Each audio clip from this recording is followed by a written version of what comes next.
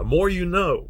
Brought to you by Flagstaff, Rockwood, building better RVs, making smarter RVers. There are a lot of people today that are saying because the interest in RVing is so great, because sales are so high, that RVs are all junk that are coming off the line today, that they're being slapped together by people that don't know and don't care, and they just get them to the dealer, and the unsuspecting buyer ends up getting screwed. And what do you say when I just want to hear what you say, Anthony, to people when you hear that. Yeah, so I can really only speak from personal experience. Can't speculate on what others are doing, and while that may be something that's happening out in the industry, I know that actually here at Rockwood and Flagstaff, that we haven't changed our standards. We haven't changed our production numbers. We talked about part shortages.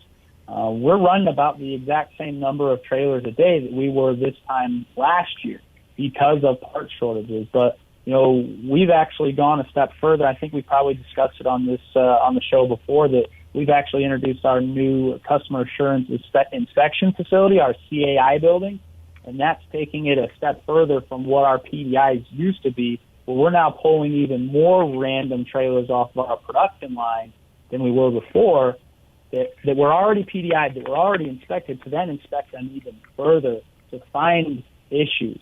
And we'll find right away if electrical's been messing up because we're doing one or two more trailers a day. You got to slow them down. You got to have them doing the right thing. So, granted, I'm sure there's trailers out there that maybe are slapped together a lot faster because a lot of manufacturers aren't used to this rate, to this speed. But I can speak from our standpoint here. That's not something we're going to let slide, because we know after this is all said and done, it's not always going to be this busy. And if we're just throwing trailers out there, slapping them together, word's going to get around that those Rockwoods and those Flagstaffs are just kind of slapped together. And, man, their quality really took a hit when things got busy. I know we've talked a little bit about this in the past, but how do I distinguish a good dealer or a great dealer from a not so good or a crummy dealer? What do I look for? Yeah. If I walk in, I believe go with your gut, and you can feel sometimes a sleaze factor, I call it. Sometimes it, when a salesman tries to just attack you. But what am I looking for at the dealer? How do I tell a good one from one that's not so good? Because they all sound nice in the beginning.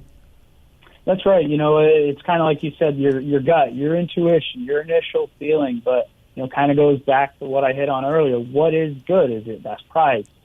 Is it good communication? Is it good servicing? I think, really in life, good communication is an extremely important thing. So throughout the entire process, if you're getting great communication on the sales side of things, that may paint a picture for how your relationship is going to be with that dealer going on. If you start out and it's poor communication right off the bat, that too may paint a picture for what you're going to experience along the way. We all have our different preferences on how information is provided to us. Some people like a more in-your-face salesperson that can provide all the information right away and give everything to you. Or other people like just being told, hey, go out on our sales lot, check everything out, find something you like, and when you got questions, come in and see us. So it's really going to be, your personal gut feeling, but also how you do business too. So, this is a world where a lot of things are transparent right away. And, from the state of a dealer's sales lot to how you're treated by the sales staff to the state condition of the service center, you can draw some conclusions from that right off the bat.